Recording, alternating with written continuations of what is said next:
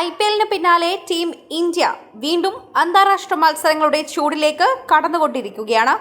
ജൂണിൽ അഫ്ഗാനിസ്ഥാനുമായുള്ള 3 മത്സരങ്ങളുടെ ഏകദിന പരമ്പര ഏറെ പ്രധാനപ്പെട്ടതാണെന്നാണ് എല്ലാവർക്കും അറിയാവുന്നത്. കാരണം അടുത്ത വർഷം ICCയുടെ ഏകദിന ലോകകപ്പ് സൗത്ത് ആഫ്രിക്കയിൽ നടക്കാനിരിക്കുകയാണ്.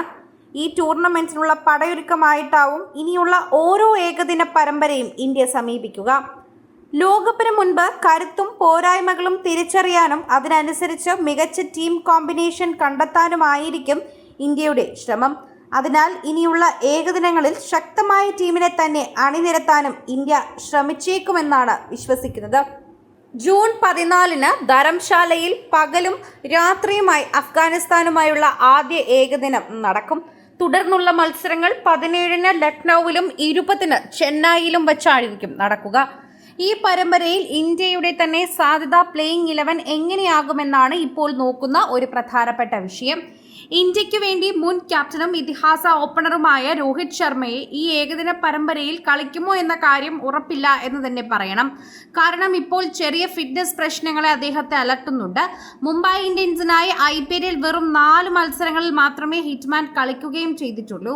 ഇപ്പോൾ പുറത്തിരിക്കുന്ന രോഹിത്തിനെ ഇനിയും ചില മത്സരങ്ങൾ കൂടി നഷ്ടമാവുമെന്നാണ് കരുതുന്നത്. പൂർണ്ണ ഫിറ്റ്നസിലേക്ക് എത്തിയാൽ മാത്രമേ അഫ്ഗാനുമായുള്ള ഏകദിന പരമ്പരയിലേക്ക് അദ്ദേഹത്തെ പരിഗണിക്കുകയുള്ളൂ. ഇല്ലെങ്കിൽ വിശ്രമം നൽകാനാണ് സാധ്യത എന്നുകൂടി പറയുന്നു. രോഹിത് ഇല്ലെങ്കിൽ ക്യാപ്റ്റൻ ശുഭ്മൻ ഗില്ലിന്റെ ഓപ്പണിംഗ് പങ്കാളിയായി എത്തുക യശസ്വി ജയ്സ്വാൾ തന്നെ ആയിരിക്കുമെന്നും കരുതുന്നുണ്ട്. നിലവിൽ ഏകദിനത്തിൽ രോഹിത്തിന്റെ ബാക്കപ്പായി ഇന്ത്യ കണ്ടുവച്ചിരിക്കുന്നതും അദ്ദേഹത്തെ തന്നെയാണ്. അഭിഷേക് ശർമ്മയടക്കം പലരും ഈ സ്ഥാനത്തിനായി മത്സരരംഗത്തുണ്ടെങ്കിലും ജയ്സ്വാളിനായിരിക്കും പ്രഥമ പരിഗണന. 3-4 നമ്പറുകളിൽ ആരൊക്കെയാകും കളിക്കുക എന്നതിൽ സംശയമില്ല. റൺ മെഷീനും ഇതിഹാസ ബാറ്ററുമായ വിരാട് കോഹ്ലിയാണ് ഈ റോളിൽ ഭദ്രം. 4-മനായി സ്റ്റാർ ബാറ്ററും പുതിയ വൈസ് ക്യാപ്റ്റനുമായ ശ്രേയസ് അയ്യരും ഉണ്ടാകും. 5-മനായി വിക്കറ്റ് കീപ്പർ റോളിൽ ആരെന്നതാണ് ആകാംക്ഷ ഉയർത്തുന്ന ഒരു ചോദ്യം. നിലവിൽ KL രാഹുൽ ഈ റോളിൽ കളിച്ചു വരുന്നത് എന്ന് പറയാം. എന്നാൽ മലയാളി സൂപ്പർ താരം സഞ്ജു സാംസണിനെ ഏകദിനത്തിലേക്ക് തിരിച്ചു വിളിച്ചേക്കുമെന്ന റിപ്പോർട്ടുകളും വരുന്നുണ്ട്. ഋഷഭ് പന്തിന് പകരമാണിതെന്ന് കൂടി നമ്മൾ അറിയുന്നുണ്ട്. അങ്ങനെയെങ്കിൽ അഫ്ഗാനിസ്ഥാനെതിരെ സഞ്ജു 5-മനായി കളിച്ചാലും അത്ഭുതപ്പെടേണ്ട കാര്യമില്ല. കാരണം കരിയർ ബെസ്റ്റ് ഫോമിലാണ് അദ്ദേഹം നിൽക്കുന്നത്. ചെന്നൈ സൂപ്പർ കിങ്സിനായി IPL 2 സെഞ്ചുറികളും സഞ്ജു ഇതിനോടകം കുറിച്ചു കഴിഞ്ഞു. കൂടാതെ കഴിഞ്ഞ T20 ലോകകപ്പിലെ പ്ലെയർ ഓഫ് ദി ടൂർണമെന്റ് ആയിരുന്നു. മാത്രമല്ല ഏകദിന 56 മുകളിൽ ശരാശരിയുള്ള അദ്ദേഹം കോച്ച് ഗൗതം ഗംഭീറിനും പ്രിയപ്പെട്ടവരാണ്.